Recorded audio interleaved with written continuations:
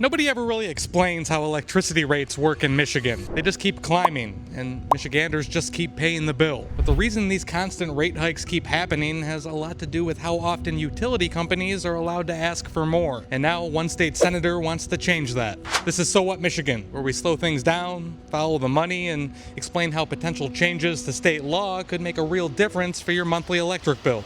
Here's the deal. Right now in Michigan, utility companies can go to state regulators and ask to raise your rates just 12 months after the last increase. And in practice, that's exactly what they've been doing. Over the last 20 years, Michigan's average electricity prices have more than doubled, going from about 10 cents per kilowatt hour to more than 20 cents, and marking one of the steepest jumps compared to every other state in the country. The system we have now, it's basically built for these frequent rate cases. State Senator Kevin Hertel says that cycle needs to slow down. His newest bill, Senate Bill 768, would require utilities to lock in their rates for 3 years at a time instead of coming back annually. And the goal is simple: fewer surprise increases and more predictability for families. To be fair, it's not a wild idea for electricity rates to rise along with the cost of everything else. But this isn't just keeping up with inflation. Hertel said it's morphed into a problematic pattern. Over the last 5 years alone, state regulators have collectively approved about $1 billion in electricity rate increases for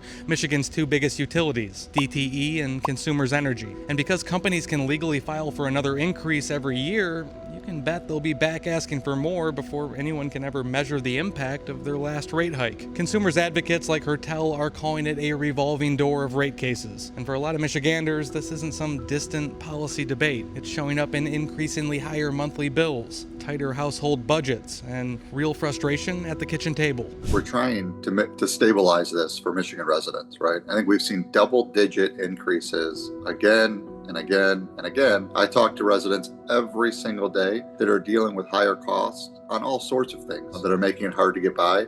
But there's no doubt that utility bills are one of those things. Now, to be clear, this legislation won't magically lower your bill overnight, but it could help hit the brakes on what's expected to be more increases over the years ahead. Supporters say a 3-year window between rate hike requests will give regulators more time to scrutinize spending and give families more predictability from month to month. The whole point, Hertel told me, is to break the cycle of constant requests, force more thoughtful planning, and rein in costs that have exploded out of control in recent years. It forces the utility companies to build out a plan. Also, the Michigan residents aren't getting hit with these drastic rate increases. It will really require them to think about this process and build in savings over that time to make sure that we're hopefully starting to lower these rates. So what? Well, if you're tired of feeling like your electric bill only moves in one direction, this bill is an attempt to slow down how often those increases can happen in the first place. It won't solve everything, and it still has to survive the legislature. But it shows how energy costs are becoming a real pain in our wallets and a real political pressure point in Lansing. And if electricity prices keep climbing like they have been, don't be surprised if this becomes an even bigger fight in Lansing as we head into another election cycle this year. Hit follow. I'll keep tracking what happens to this legislation and what it can mean for your electric bill here in Michigan.